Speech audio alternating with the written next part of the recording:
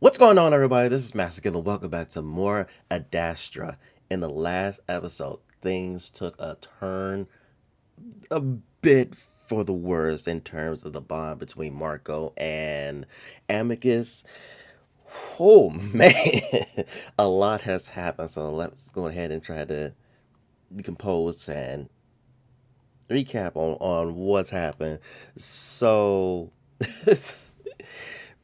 basically, Marco walked in on Amicus and Neferu having a very intimate moment, and feeling betrayed, we Marco got into a bit of an argument, a bit of a fight with Amicus, thinking that since Marco's catching the feels for Amicus, he was actually going to ask him out on a date, and we saw that.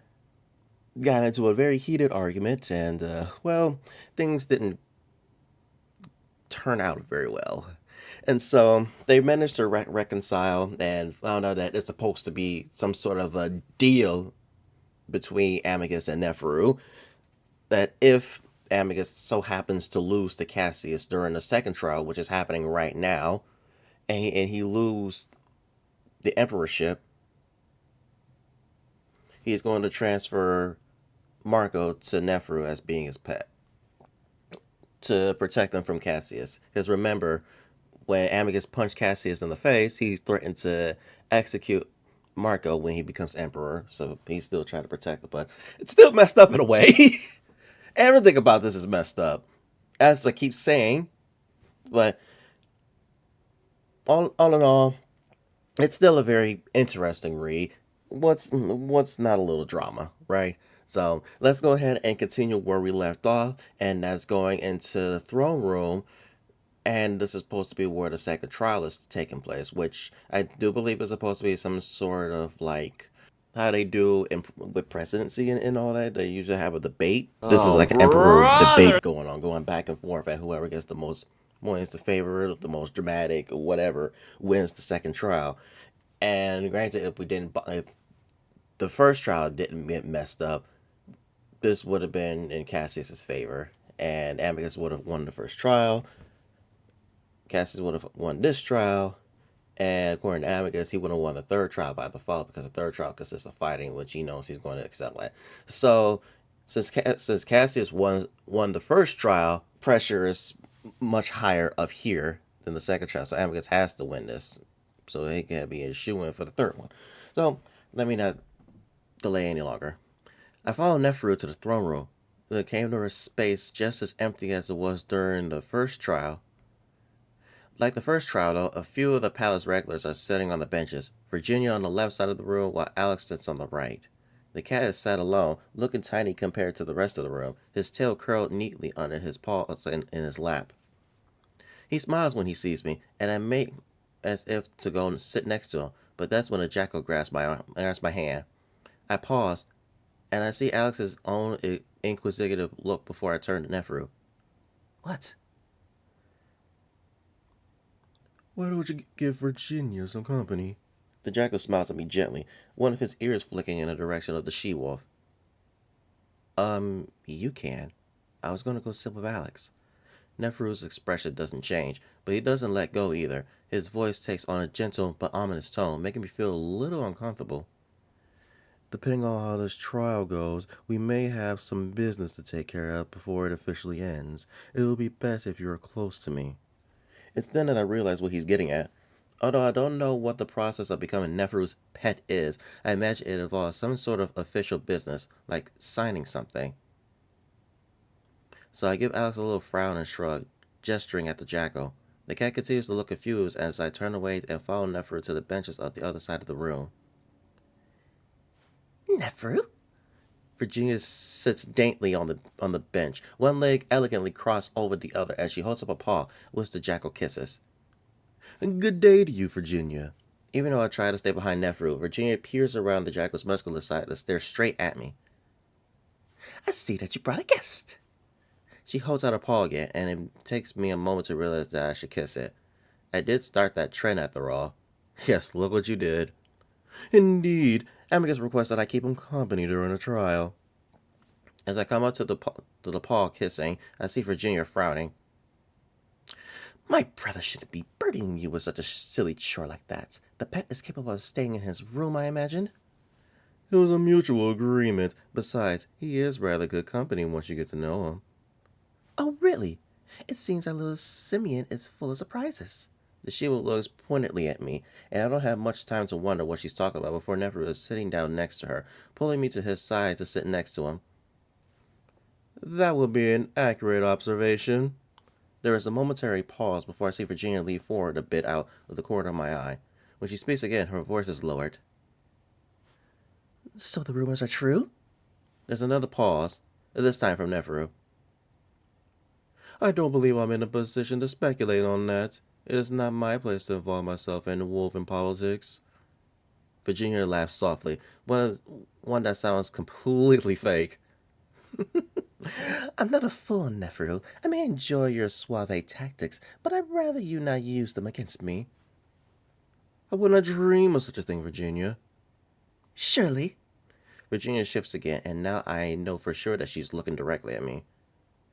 So, I suppose he understands what we're saying then? Well, he is sapient, and he does possess a lingua. I mean, he understands us. Virginia puts even more emphasis on the word. I see Neferu looking at the floor, still smiling, though his paws seem to clasp each other a bit tighter than usual. You'd know better than I, being a wolf. Our children are as intelligent as ourselves, so I'm used to such an idea. Don't feign ignorance, Neferu. You've been around her far more than I have. It's a simple question, and one that you should answer honestly. Otherwise, am I to assume that you brought a little spy to our conversation? Although the words seem harsh and dangerous, Virginia's tone is light and Neferu just laughs. You accuse me of deception, yet we both know you've already figured out the answer. Why do you feign ignorance? The wolf fans herself with an air of nonchalance.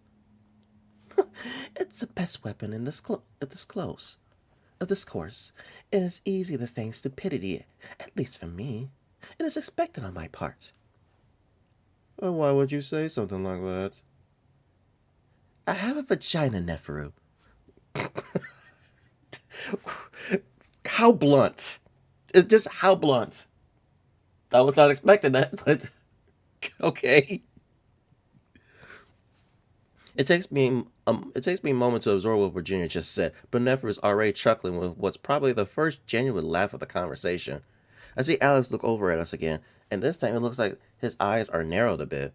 It takes Jack a few seconds to get himself under control again, as Virginia continues to wave her fan, looking rather pleased with herself. Sorry, I'm not used to bluntness here. Is that impossible for us to be blunt on this room, Neferu? Oh, excuse me. Is that impossible for us to be blunt on this moon, Neferu, especially amongst friends? I noticed the wolf was looking at me again, and once again I looked down. Anyway, it seems we made quite a mistake in overlooking Simia. I may have to do a little research on my own in the archives. Amicus clearly knew something that we did not. Research? I feel my stomach drop. Although Amicus has assured me of things, I don't even know if I really look like a simian. All it might take is a picture to know I'm not actually from Simia. I try to put that thought out of my mind for now as the door suddenly opens and Cato walks in, making his way quickly to the throne. Someone's in a rush. Virginia finally takes her eyes off me, and I can only hope that she's not going to follow through on her research plans. The throne room is so quiet that I hear the old wolf grunt as he makes his way up the stairs before turning to face us.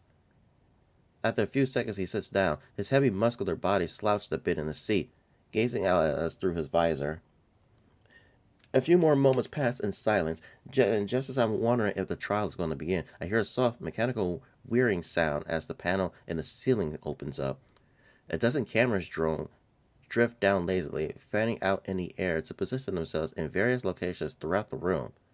One of them floats towards us and hovers just above our heads, the lens seeming to focus on my face. I drop my head again, the action having become second nature since I landed on this moon.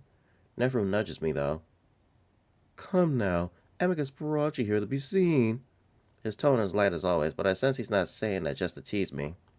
We're all playing a role here, and my role is to make Amicus look good, to show off the triumvirates that he went to great lengths to attain an exotic, fascinating alien pet. I might not like it, but that doesn't matter right now. So I lift my head. Instead of the dumb, vacant gaze I've been using this past month, I go with a completely straight face. Watch the red light on top of the drone. When it turns green, know that you're being broadcast. The second trial will begin in 10 seconds. Ooh, dimming lights. I like that transition. With that, the lights slowly dim and everything goes completely silent. I just sit there, looking toward the throne, Cato sitting as motionless as an ancient Roman sculpture. Then the doors open, and we all look over, including the cameras. Here come the brothers. In walk Amicus and Cassius, side by side. They must have been waiting out there next to each other, just like Alex and I had been before the second trial. I have to wonder what that must look like. What that must have been like. Without a word, the two of them walk up to the broad, carpeted aisle, in sync with each other. I stare intently at Amicus as he passes, just in case he looks at me, and I give him an encouraging smile. He looks straight ahead, though, a more serious expression on his face than I've ever seen. Everything stays quiet, the only sound being the muffled shuffling of their padded feet and claws on the carpet.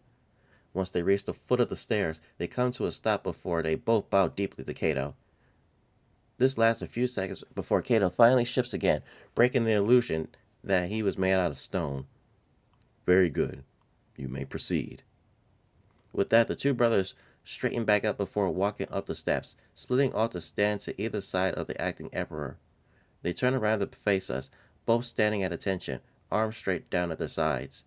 A drone levitates down from the ceiling, coming to a gentle stop mid-air in front of Cato. I notice a tiny red light on top of the drone turn green, and the old wolf fixes his eyes on the camera. Welcome to the trial of rhetoric.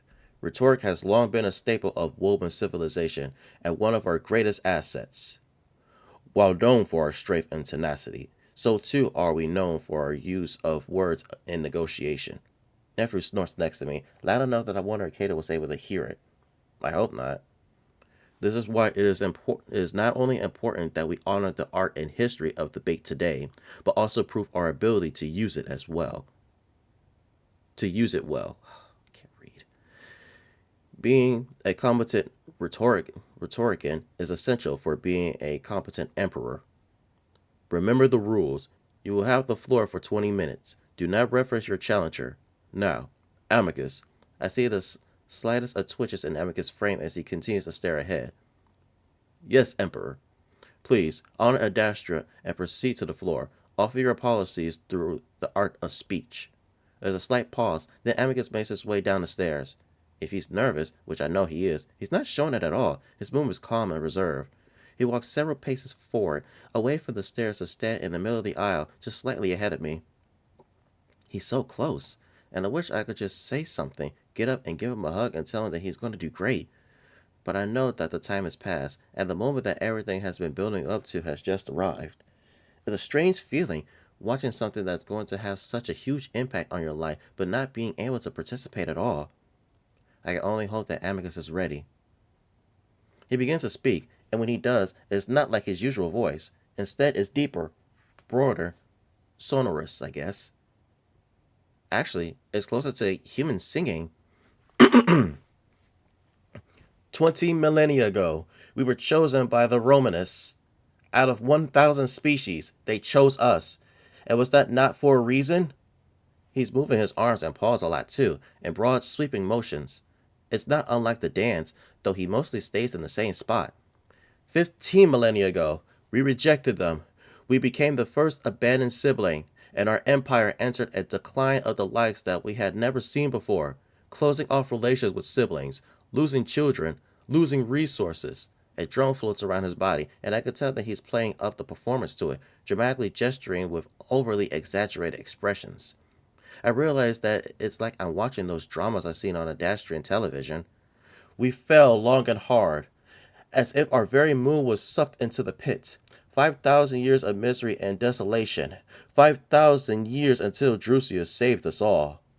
Amicus goes on to describe the history that I had a vague knowledge of, how Drusius re-established contact with the parents, reunited the Wolven Empire, and renamed the world Adastra, a name that represented everything the Empire stood for. Since then, we've spread far and wide across the galaxy, found lost children, established roads to resources our moon desperately needed.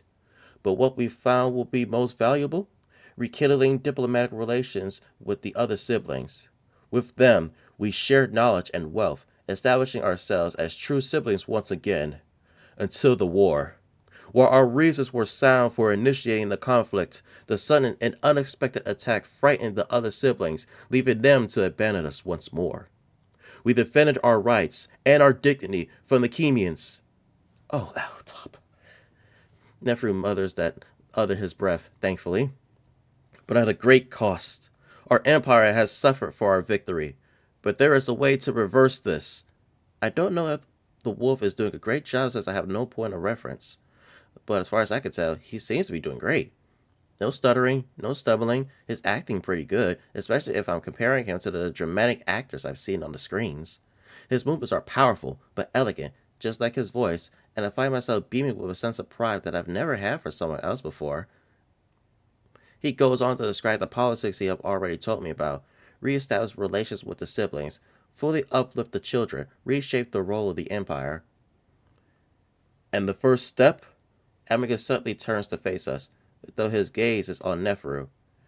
An alliance, one that has been proposed by the Chemians. This may seem like a worrying prospect to you, but it has never been done in the history of the Galaxias, and I can promise that while Emperor, I will demand respect and equal treatment from the Chemians.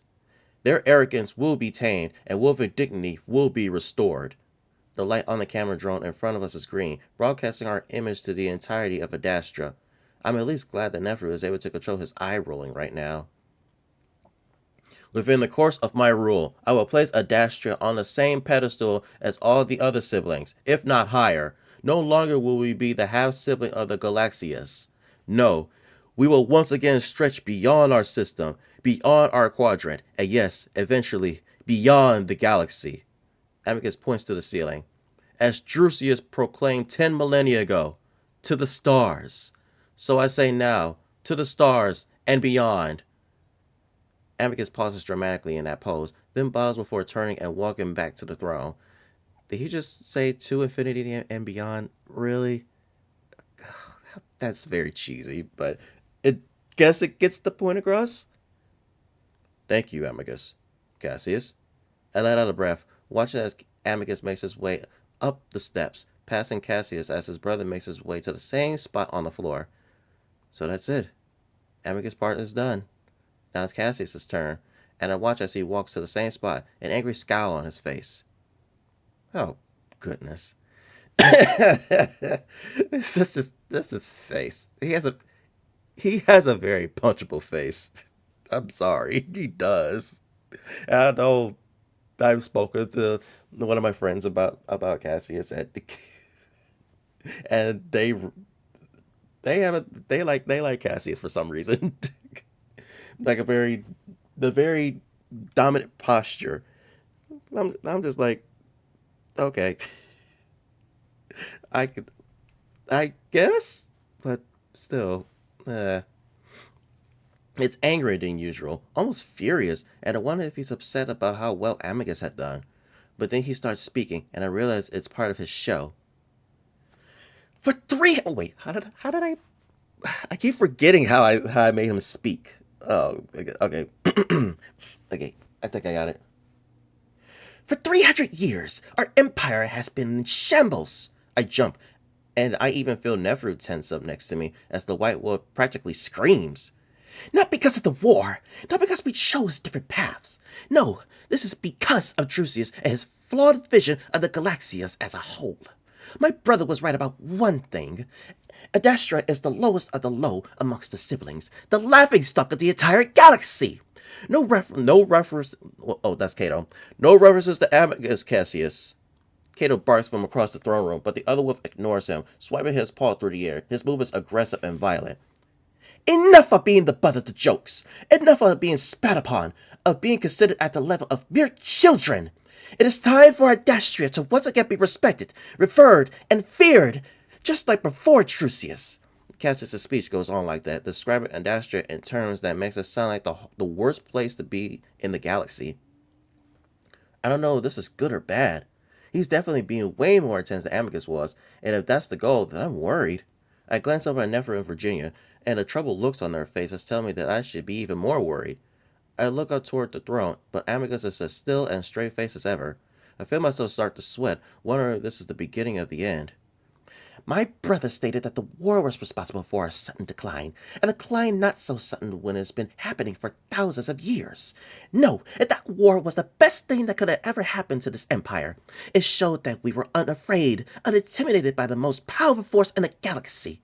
We were mocked and laughed at openly before the war. Now, those laughs are quieter, behind daunting paws as our siblings realize just how dangerous we could be. They take us seriously now. Cassius turns his angry gaze on us. But not seriously enough. Look who they sent to propose this alliance that my brother spoke of. No references to Amicus, Cassius. But Cato is quieter now, as he knows he can't stop the young wolf. Our camera light turns green, and I once again get the feeling that the broadcast is displaying Neferu. The one and only flower of Chemia. The Pharaoh's... Wow, okay. You need to leave! Oh, okay.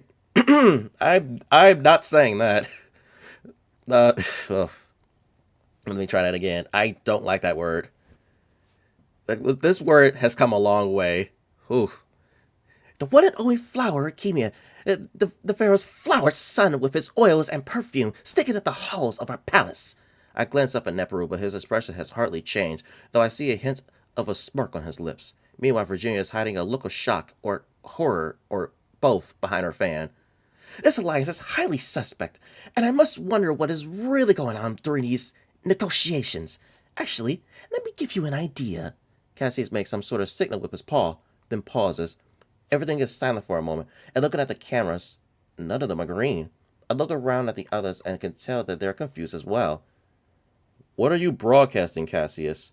Cassius doesn't even turn around to acknowledge Cato. Just showing a small video clip. Of what? I see Amicus bristling next to Cato, and I feel the hair standing up on my own neck. Are you serious? This man was recording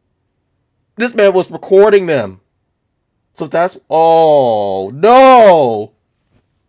Of a traitorous act between my brother and the flower Jacko. What? Amicus is so puffed out, he looks almost twice his natural size. What are you doing? Yes, Cassius, what are you doing? Cato, he bugged my room!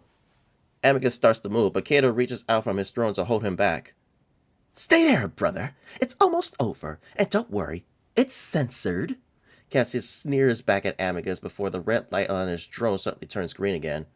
Cassius stares at the lens for a moment, letting the silence drag out for dramatic effect.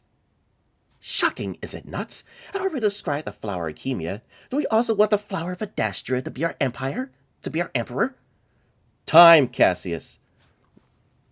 Cato's voice is soft, sounding almost astonished. Amicus is clearly having a much harder time keeping his emotions in check now.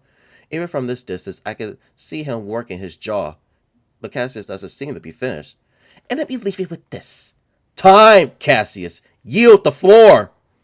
No, I will not yield! Adastra is the one out of time. This empire is stretched thin, and that tail raiser proposes that we stretch even further. When do we break? Cassius whirls around and points a finger at Amicus. He looks toward the children and the siblings while completely ignoring us.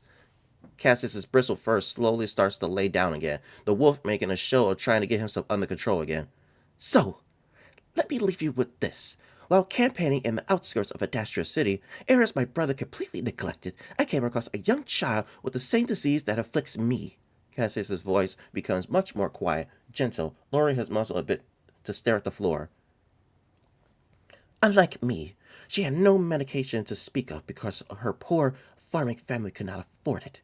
She was bound to a wheelchair, her bones so frail that something as simple as a bath causes them to dislocate and break. Cassius's voice catches, and, to my surprise, I see a tear slide down his cheek. How dare this empire let our people fall into such a state that we cannot even care for our own people? I'm hearing that even now we can't afford to vaccinate those beyond our glittering city. Cassius looks back up at the camera. It may seem as we cannot hear you past these walls of the palace, but I hear you. I promise to always hear you. I will not cater to the needs and wants of the siblings or children, to the Adastra city elites or officials. Cassius sweeps a paw dramatically to his chest. Not to the stars, but to you, the people of the Empire. Thank you. Cassius bows low to the camera before turning to walk back to the throne.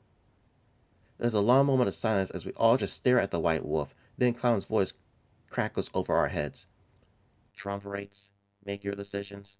Suddenly, I feel something grasp me around the wrist, and I look down to see Nephew's furry black paw holding on to me. Marco, very quietly, we're going to get up and head to my room. We'll move around the back so the cameras do not see. Why? Because what Amicus had feared is about to. The Trumpers have made the decision. I see Nephew's eyes widen in surprise. Already? He seems to say it to himself, but he stands, and I have to stand with him as he starts to walk up the aisle towards the back of the room, pulling me along with him. I look back at Amicus to see the wolf looking back at me. Finally, his eyes are full of worry and regret, and I can tell that everyone knows that Cassie has won.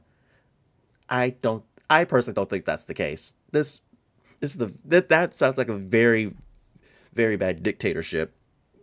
Kind of sounds like what's happening right now, but my stomach drops and I realize that what I've been terrified of happening all month is actually happening.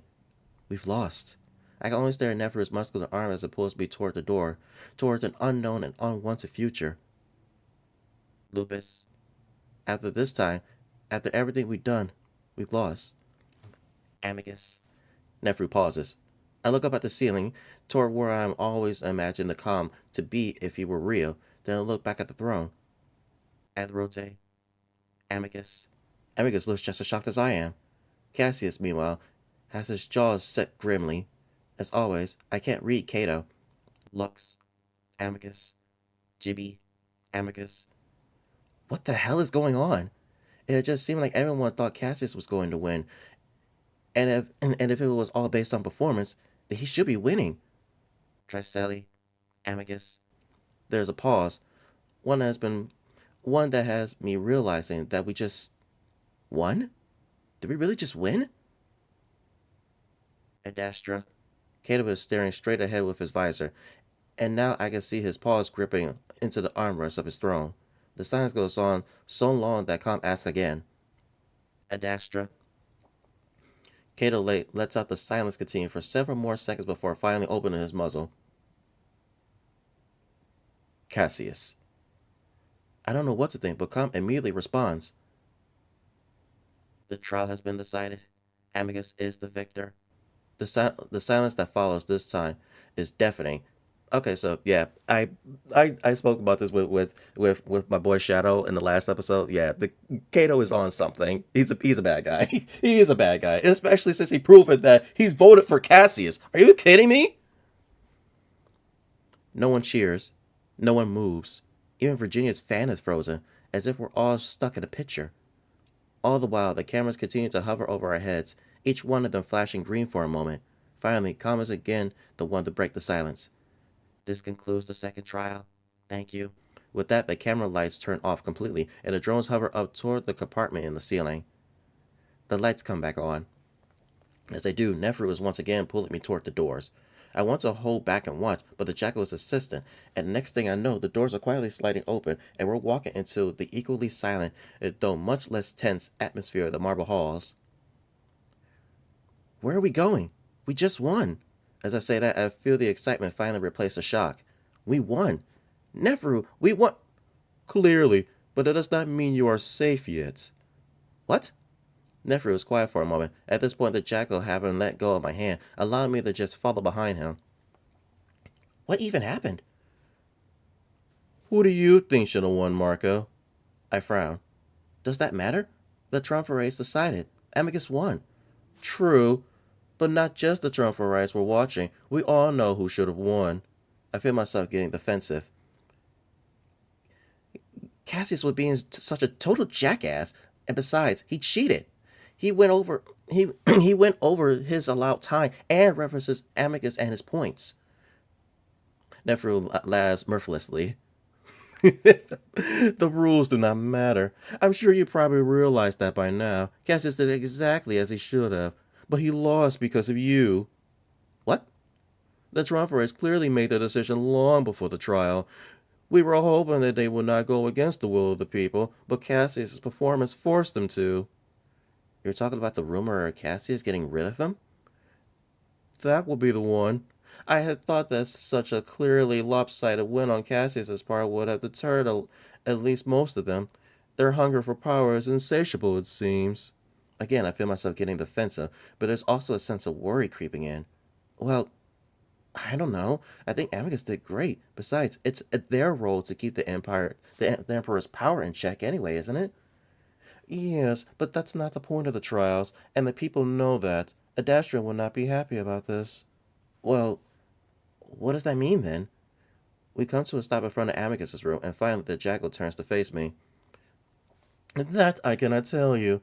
I am not an expert on the politics of Adastra. I am simply a student here. Amicus may have won the battle, but I can guarantee that the power struggle is far from over.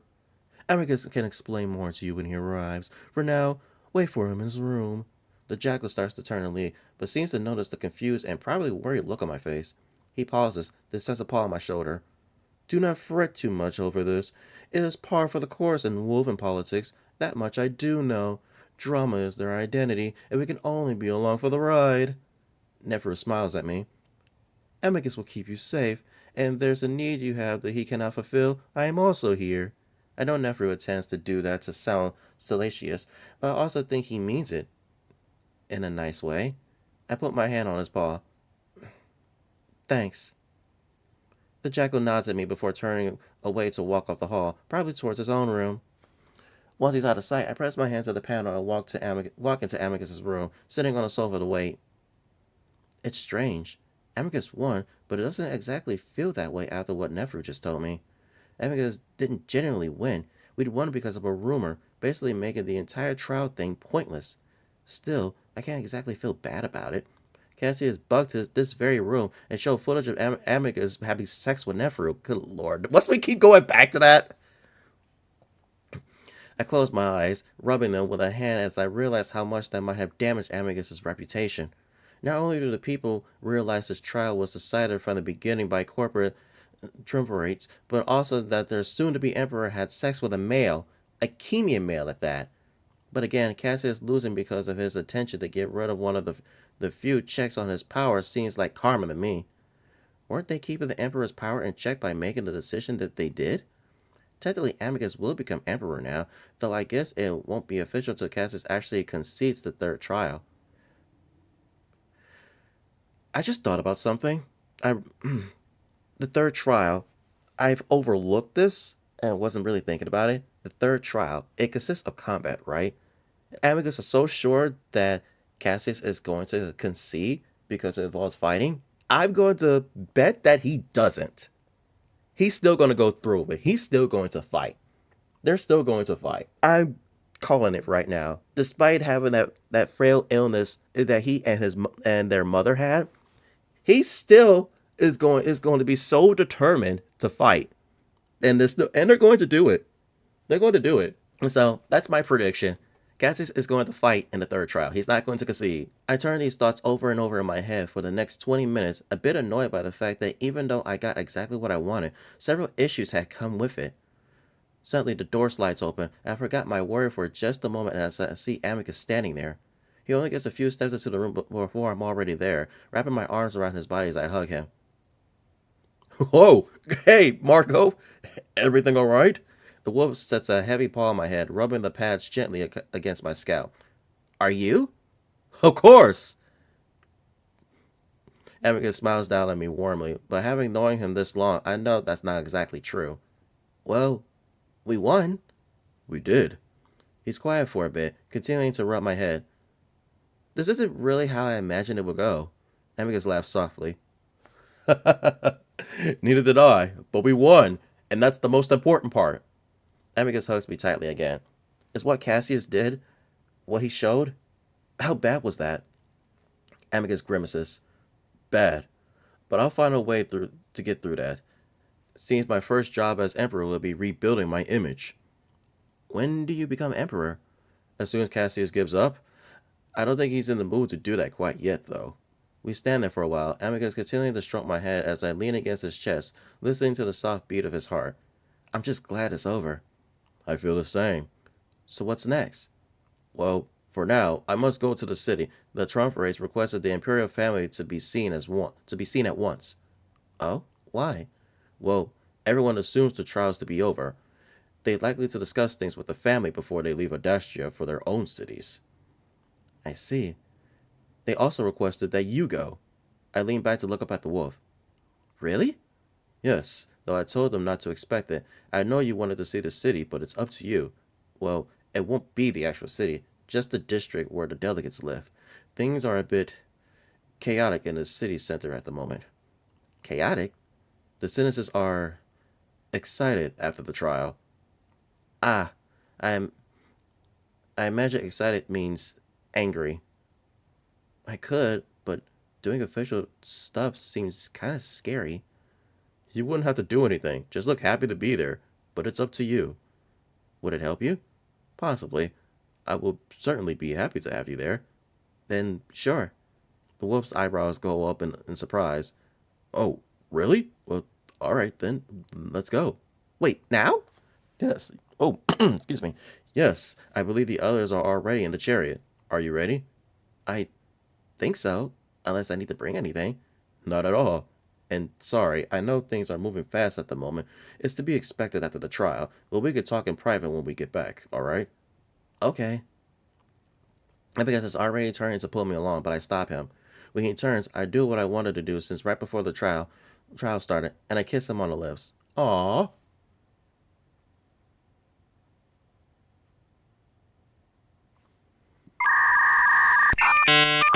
I'm sorry. I got the time confused. Like, wait a minute. I thought this was at night. I thought this was approaching nighttime. Oh man. The chariot is really just a large metallic carriage. It has benches inside with an open top. There are no horses, of course, and it seems to move on its own. It's the first time that I've ever seen wheels being used for transportation here, though. As we're walking onto it, I notice Virginia and Neveru already sitting in the front, and Cassius is in the back with Alex. He's very deliberately looking away from us. I whisper to Amicus as we get closer to the chariot. Cassius is going? Yes, I think Cato made him go. Despite everything the White Wolf has done, especially in the trial, I can't help but feel a little sorry for him. I can't imagine having to go out in public right after your years-long campaign was defeated. Amicus hops in first, sitting next to Virginia before reaching out to me to pull me up next to him. I thought we'd be flying there. We usually do, but since the ship we used to take to the city crashed a few months ago, we decided the chariot is safer and more inconspicuous. Yes, something that will come in handy considering the state of the city right now. Yes. What's the state of the city? Virginia fixes her eyes on me, really looking at me for the first time in a while. Riots, looting, the usual, though a bit unusual for Adastra City compared to, say, Lux. Okay, so we're just talking normally as Virginia is just there? Amicus glances at me, but that's when there's a sudden jerk as the chariot moves forward, towards the tree line. Virginia looks at Amicus. I must say, your pet is much more fascinating than I'd originally thought. He could barely speak when I first met him. Er, yes, he was shy. I guess I should have told Amicus that my act had been exposed at this point. Well, we must reconnect with the simian, then. They seem oddly intelligent. Yes. Oh, thank the gods for the trees. Vita is much too harsh today. Amicus clearly tries to change the subject as the rose turns into a thick forest. Oh gosh. Ew, what is this place? I don't want to be here. We're blanketed in an eerie green glow as the forest envelops us. Yo, this looks oh, I don't like this. Oh man, we're gonna be lost forever. Strange glowing insects fly around our carriage, and I notice how ancient the trees look, gnarled and rough, almost completely blocking out the sky. Hopefully they allow us to freshen up a bit before the ceremony. I'll be a mess by the time we reach the city. Virginia whips out her large embroidered fan again, waving it frantically in her face. Does she got hot flashes or something? I kind of wish I had one too. My skin almost immediately sticky in the humid air. You will look fine. Besides, we'll be in the same state. Amicus glances over at the jackal. I have to wonder what brought you along, Neferu. My presence was requested. By whom? Oh, for the second Vita, don't start, Amicus. What? I'm simply curious. No, you're trying to start a fight, which is the last thing we need in front of the triumvirates. Besides, is it your policy to befriend Chemians? An alliance isn't a friendship. Chemians see it as friendship. Besides, everyone probably thinks you're already very close after what was broadcast. Virginia! She hides her smirk behind the fan and Neferu grins beside her. I'm simply reminding you that it might still be fresh in everyone's mind when we get there. Amicus slumps in his seat, legs stretched out in front of him. All the more reason to seem distant. That will probably affect my reputation for years. Oh, don't be so dramatic. The people love such scandals. They simply pretend to be outraged. Amicus snorts, but that doesn't say anything more, signaling that the conversation is over. I wonder if Cassius, sitting right behind us, is listening in. Probably. I find the whole thing strange. The wolf that tried to sabotage Amicus by leaking what was basically a porno sitting right behind us. I turn my head ever so slightly, trying to look back at Cassius to see if he's looking at us. I don't see anything, so I turn around more fully to find that the white wolf was laying down, eyes closed and his head in Alex's lap. I'm not trusting this. I'm not trusting this. Alex looks up at me and smiles with a wave. I wave back awkwardly before quickly turning around. Virginia and Neferu seems to be caught up in their own conversation at the moment, while Amicus continues to sulk, staring at his feet. So, what exactly is going to happen when we get there? Oh, well, the meeting with the triumvirates, as I said earlier. After that, we'll likely get to walk the streets of the district to visit the shops and a restaurant. So I'll just stand next to you? Yes.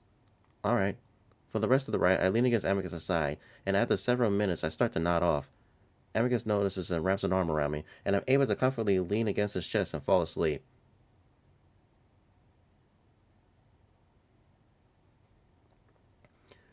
Ah, nice. The big city. What are the shapes of these lights? And why do they look like scythes? Is the Grim Reaper in town? Good lord. The next thing I know, I'm being nudged away by Amicus. I find myself staring at several buildings, the sudden change in scenery leaving me dazed. I'm still trying to get my bearings as Amicus hops out the carriage, reaching up to lift me down. When I look back up, I'm able to see a large group of wolves off the side, watching us intently. Immediately, I feel subconscious, the crowd being the largest gathering of wolves that I've seen in person. They come in all shapes and sizes. Part, part, that's an interesting collection. And I'm surprised to see a few of them are almost as short as I am. The one characteristic that all of them share, though, is their thick-bodied stature. Amicus guides me around to stand in front of the chariot with Neferu, Virginia, Cassius, and Alex, holding me close to his side. One of the old wolves steps forward from the group. Welcome, Imperial family. Thank you so much for coming on this day of the second trial. It was a marvelous show. That seems like a bold thing to say after a clip of Neferu and Amicus having sex was shown. There doesn't seem to be any awkwardness, though. The old wolf's looking eager to talk to Amicus. Oh, what? There's no picture. There's no outline of what this person is. What? What? Okay. I am Sirio, first triumvirate of Adrote. The old wolf walks forward towards Amicus, setting his paws on the bigger wolf's shoulders and touching the sides of their muzzles together. At the corner of my eye, I notice Cassius shooting us a sour, angry look. The wolf and Amicus hold a short conversation, the older wolf asking Amicus what he thought of Adrote, what problems the city was currently having, and how they might proceed in the future. After that, he then moves on to Virginia, where the conversation is much shorter. Another wolf from the group moves forward to talk to Amicus, the conversation following a roughly similar pattern. There's no talk about Amicus becoming emperor, but the assumption is there, and when each of them gets to Cassius, it's almost as equally brief as it was with Virginia. Despite the novelty of the situation, I quickly become bored, and the conversations blend together very quickly over as over a dozen of these old wolves come forward to introduce themselves to Amicus. For his part, Amicus does a really good job of seeming enthusiastic for each introduction, mentioning that he already knows who they are and that he thinks very, very highly of their city and region. Occasionally, they'll glance at me and comment how strange I look, though it's usually with a positive tone, congratulating Amicus on snagging me. That does seem to make Amicus uncomfortable, but I keep a straight face and bow each time, seeming to delight the old wolves with my etiquette. Eventually, these introductions end, but as we start to move toward the shops, the drum parades continue to follow us, and I find myself having a harder time keeping up with Amicus. He's practically surrounded by the drum parades. I give up on trying to stay next to him, and even though he keeps glancing at me and calls to me a few times, I just wave him on, choosing instead to walk alongside Nephew and Virginia. Sure, it's annoying, but he's about to become emperor, so it makes sense that he's so popular. As we walk through the streets, wolves call out to Amicus from doorways and windows as he tries to wave at all of them. Further up the road, a group of children, puppies, show up to the flowers in their show up with wow. Further up ahead, a group of children, puppies, show up with flowers in their paws, handing them out to Amicus and the trump parades. As I watch this happening, I notice a particularly patchy-looking child, no taller than my wrist, staying off to the side awkwardly, looking right at me as she holds a flower in her paws. I pause, unsure if she means to give it to me. When I do, she moves closer. So I bend over, reaching out, and her eyes widen, probably simultaneously horrified and fascinated at getting the crazy alien's attention. Nevertheless, she comes closer and shyly pushes the crumpled, withered flower into my hands before suddenly leaning in and touching the side of her face to mine. For a moment, I see her watery, bloodshot eyes. Then I feel the slightly damp fur brush my skin before she makes an odd yelping sound and runs off down the street. I stare at her, wondering if I'd done something wrong. Found yourself a gift? I look down at the white flower, noticing that several petals are missing. I guess. That one didn't look healthy, did she? Not really. Maybe Cassius had a point with his speech. I think they both made good points, honestly. Nephew gestures at the gaggle of wolves moving further and further away from us. Better catch up before they leave us behind. Yeah. I look down at the flower again, a bit uneasy now before dropping it to the road, feeling a little guilty as I do. I mean, you didn't have to do all that. Even though the ceremony is technically over, the trump rays don't seem to want to leave Amicus alone. I'm kind of amazed at how well Amicus is dealing with them, considering how irritated I'm feeling.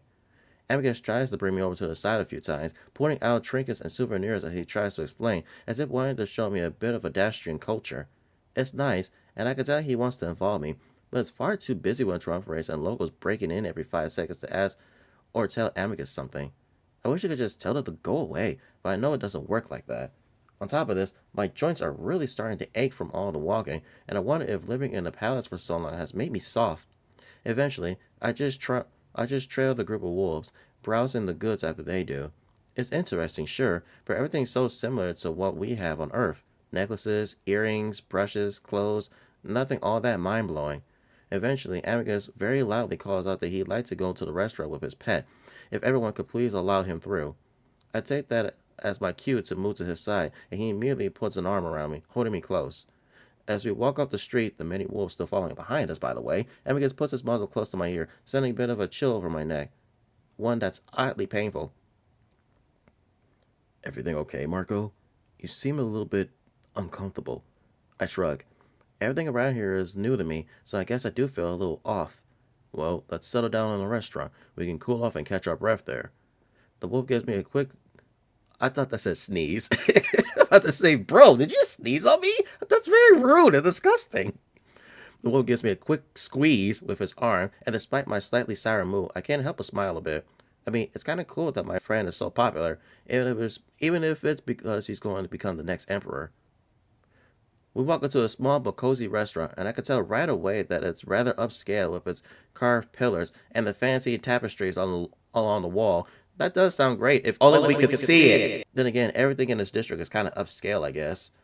The trump rays follow us right into the restaurant, though, and I let out a frustrated sigh. Amicus notices right away and signals at a wolf standing behind a podium. This particular wolf is staring at us wide-eyed, apparently gobsmacked at seeing the soon-to-be emperor show up at his restaurant. Is there any girls here? I'm seeing a lot of dudes. Seems like Virginia is the only girl that we've seen, aside from that sickly puppy. He practically trips over himself to get to us, banging his hip on the side of a table as he does. Bruh. Yes, your Majesty? Amicus grimaces. Just Amicus, please. Could you get us a secluded table, preferably with no one seated next to us? Of course! The wolf stumbles over himself again, before leading us to a corner of the restaurant, gesturing at a table there. He then turns to a couple next to the table and begins to frantically hiss at the move. They stare at him in astonishment until Amicus steps in to stop him. They're fine, just don't let any of that group over there sit next to us, if that's alright. Amicus jerks his head over at the gaggle of old wolves, all of them staring at us rather hawkishly. Oh, yes, of course. He hurries over toward said group, and we're finally able to sit down. Or lay down. The seats are, of course, in a Roman style. Amicus set us down with a huge sigh, stretching his big body over the bed. Ah, finally, we see something. My gosh. Sorry about that. I should have warned you about how frustrating it could be with all the pointless chatter. I shrug. Seems about right for politics. Oh, it is, but don't worry. It's rare that all the triumvirates are in the city at once. This is for the trials, of course. Yeah, makes sense. You sure you're okay? I can never seem to tell. I'm fine. I rub my arms. The skin's sensitive and sore, just like my joints. I wonder if I'm getting sunburned too. All right. So, what do you think of the city? This part of it, at least. I wish I could take you to where the skyscrapers are, but as I said, things are a bit chaotic at the moment. It's pretty cool. It wouldn't exactly be out of place on Earth. Definitely different, but very similar. Ah, well, you were uplifted by us after all. Yeah. So is this what you're going to do as Emperor? Come to the city and just talk? Amicus chuckles. Oh, there will be much more to it, I'm sure. I'm hoping Cato will teach me a bit, if he's able to get over the trial. I remember that Cato did vote for Cassius. He's probably furious about it right now. Won't you have, like, advisors and stuff? Well, yes, but I must choose them. Would you choose Cato? I could. Will you? Well, maybe, but recent events have left me a bit unsure of that. Why is that? Amicus shakes his head. Don't worry about that now. We should be celebrating. I mean, you could become emperor at any moment. Shouldn't you have someone who's got a good head on their shoulders at the ready? I suppose. Who would you suggest? I get the feeling that he's goading me to offer myself, but that definitely wouldn't be the case. The few wolves I know make the decision pretty easy. Virginia. Amicus raises his eyebrows in slight surprise. Oh, well, yes, I would definitely consider her. The only problem is the image of a female telling me what to do. But the tail racer reputation is bad enough. I roll my eyes. Maybe woman masculinity is something you can fix while you're emperor? Amicus doesn't seem to know how to answer that, but he doesn't have to as our food arrives. I'm a bit surprised since we didn't order, but looking around, it seems that everyone gets the same thing. What's up with this guy? You see the way he's just. Why is he looking like that? just, I'm sorry. That's just funny. Why is he looking like that? He looks like he got something. He got something to say. If you got something to say, then say it. We right here. Was that a tentacle? Oh, we eating octopi? Oh, there's the usual olives, grapes, cheese, and bread, but also seafood and even eggs, which surprises me. Oh, eggs. Amicus thanks the nervous waiter before immediately starting to dig in. Of course he does. Is that a knife? Why did I say it like that? Of course that's a freaking knife, but why is that knife just precariously there? I do the same, but while I'm spreading cheese onto the bread, my mind wanders back to what might be happening in the city right now. So, how bad are things? How bad are things in the city? No one seems that concerned about it. From what I've been told, it's fairly mild. Riots are common in Adastra, but they don't last long. I think the people will calm down within the next few days. Oh, okay. So they don't like dislike you or anything? It takes Amicus a moment to swallow down his mouthful of bread before speaking. No, no. Most of the anger is directed at the triumvirates. I will say, though, I have my work cut out in rebuilding my reputation. Because of the sex video? Yes. Amicus tries to smile it off lightheartedly, but I can see his ears turning red. It must be weird going out in public like this, knowing that everyone saw it. I was told by one of the shrimp rice from Lux to simply say it was fake. Not sure if that would work. Could be a good idea. Really, the biggest issue is that oh my god, delegitimates the alliance process with the Chemians. The people will believe that I'm beholden to Nefru somehow. Amicus' expression finally falls a bit, staring down at the food as his munching goes slows down. And he's gone. That dog in the background is still there. I'm sure they'll get over it. From what I've been told, it seems like they're quick to forget. Well, yes. As soon as the next scanner comes along, hopefully one not involving me. Yeah. We eat in silence a while, and I could tell something heavy is on Amicus's mind. In the meantime, I'm a bit distracted with itching specific spots on my arm, feeling tiny little bumps on the skin. I wonder if I'm allergic to something in the meal, so I stop eating for the moment, choosing instead to lounge out on the bed. Marco, I've been meaning to ask you something. Yeah? Do you do you want to stay here even after I become emperor?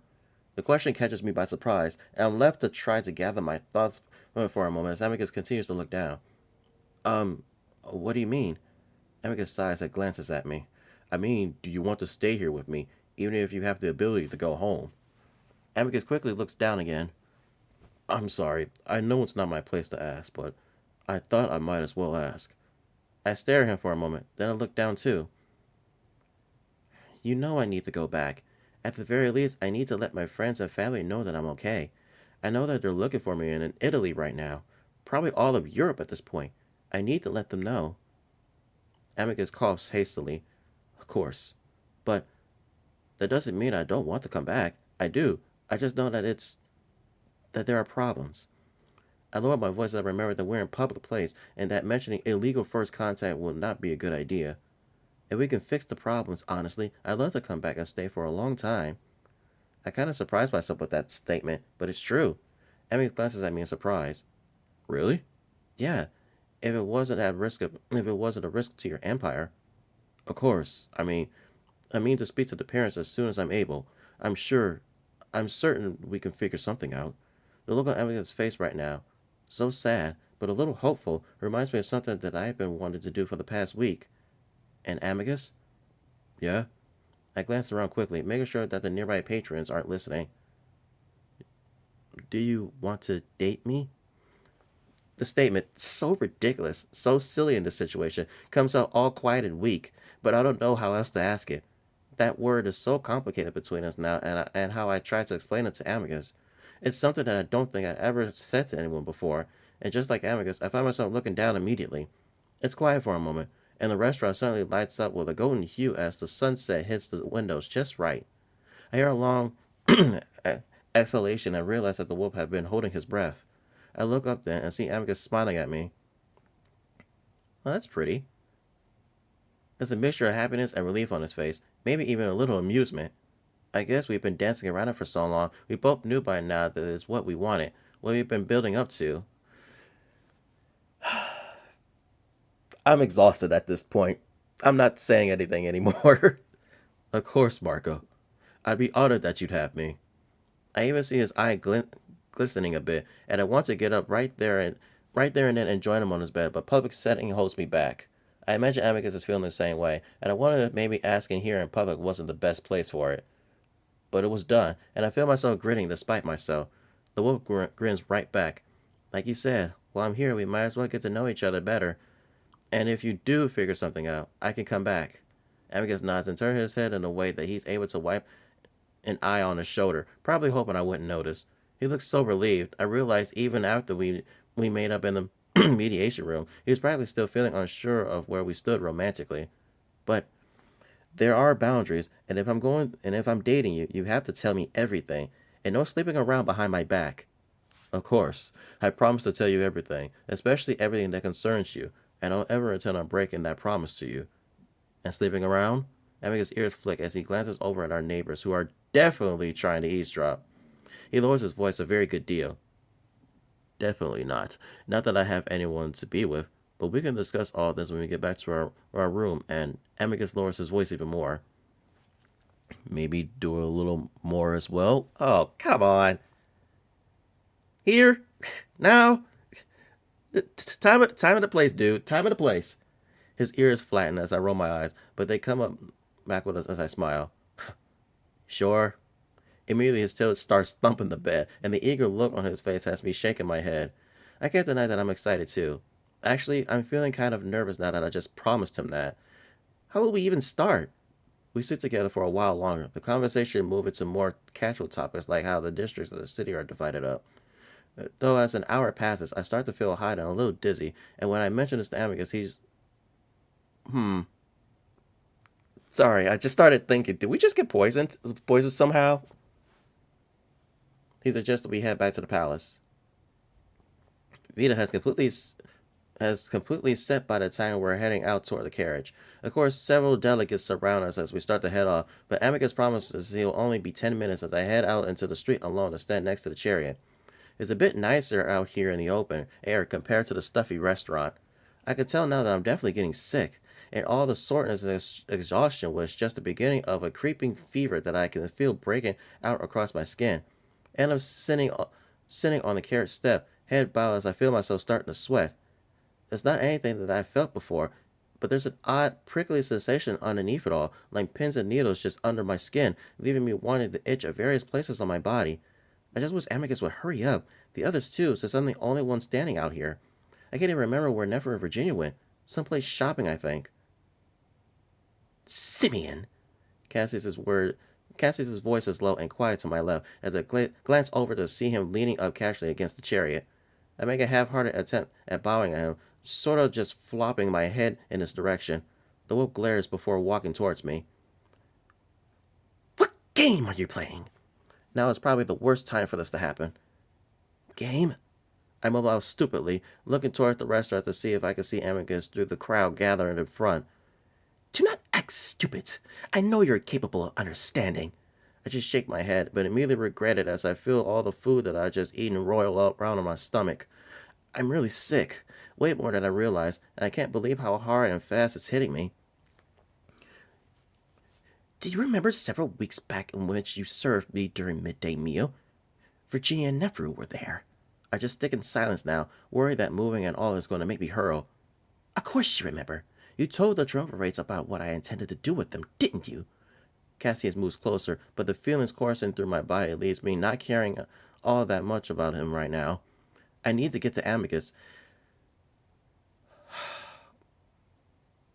Yeah, we all know what we think about how this happened. It was Alex. Alex snitched. Alex snitched to the triumvirates. He had to, because I do believe that we told him. We told him that, and then Alex told them.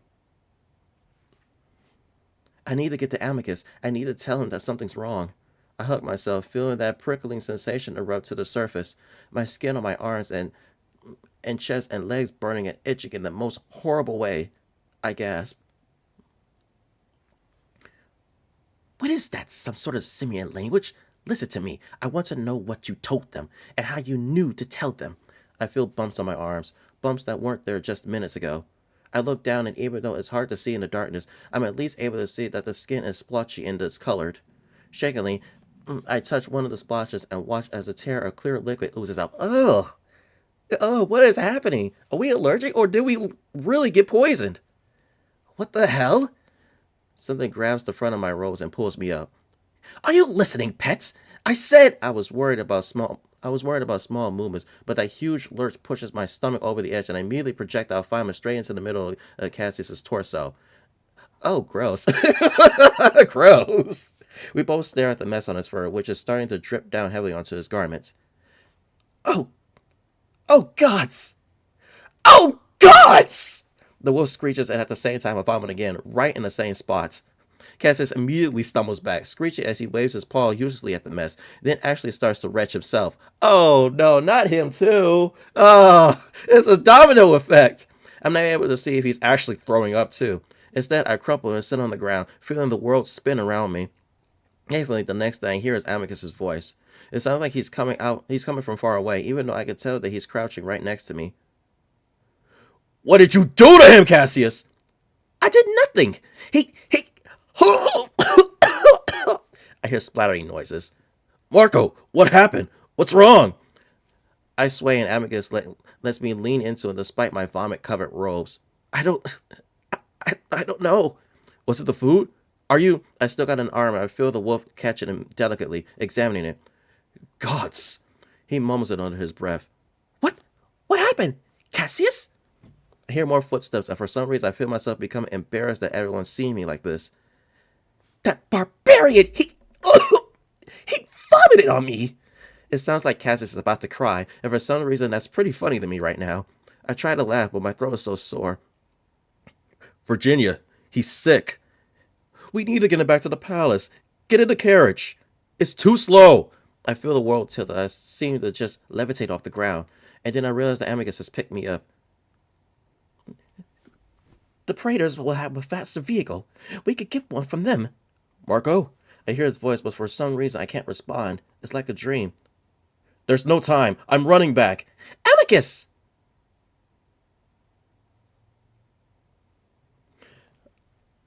Oh boy. Okay. What? Okay. All right. I think this is a good stopping point right here. Wow. That's a lot. A lot has happened. Oh my goodness. All right. Time for a Guil recap. Second trial starts. Amicus and Cassius are both giving their speech, you know, presidential debates and everything like that. Cassius outs Amicus as gay and having relations with Nephru. Caught it in 4K, put it up on the screen for everyone to see. But apparently, everyone still voted Amicus as the winner, all except Kato. This man is scheming, and so is Alex, because I'm pretty sure that when we told Alex what Cassius is doing, Alex was the one that told the Trump race that, you know, what he told Virginia, that he's planning on getting rid of them. And so they does bring us some valid points that Trump race have voted for Amicus because of the rumor, because they now know that Cassius plans to get rid of them once he becomes emperor. And yes, that does put a grim realization that Cassius was the one that actually should have won. That's a grim way to look at it. And we got to the city, ate some food, and became sick. Now, either the food didn't sit right with our human body, which shouldn't be the case because we've ate food, because the character has eaten food in that world, in that planet before, and didn't feel anything, or we've been poisoned. I'm going with being poisoned because all these reactions and stuff is just, that seems very sus. Someone has poisoned our food. Someone has poisoned Marco's food, trying to get rid of them. Who that person is, there's speculations. It has to be, of course, someone close. And so we'll find out in the next episode, in the next part. And so thank you all so much for watching. I'm really liking this, despite the obvious obvious things that's constantly being said about, the main priority being getting home, no time for all that trust, all that romance and things like that. There's time for friendship, sure, that builds trust. That, and now that I'm saying it, use them to get what you want. That sounds bad. That sounds very bad, but you know what I'm getting here. We were taken from our planet in the first place, and now they're trying to get us to really stay because they're hard, because the characters are catching feels. But still, it's this again. There's red flags everywhere. They don't belong here. We need to go back home. It'd be cool if we could visit, but we need to go home. That should have been that in the first place. So again, thank you all so much for watching. If you like what you saw, give this video a thumbs up, share it with your friends, share it with your family. Be sure to subscribe to my channel, check out all the other content that I've done. And if y'all like that what we're doing this, please let me know. This has been a journey. This has been a journey, and I'm enjoying it. I can keep this going as much as y'all want, as much as y'all like reading along with me, listening to my rambles, and my side commentary and this and that and my thoughts on it. So make sure to add me on Twix, make sure to add me on Blue Sky, make sure to add me on DeviantArt, Steam, Twitch, and all that kind of stuff. And so, this is Master Guil, and I'll see you on the next part of Adastra.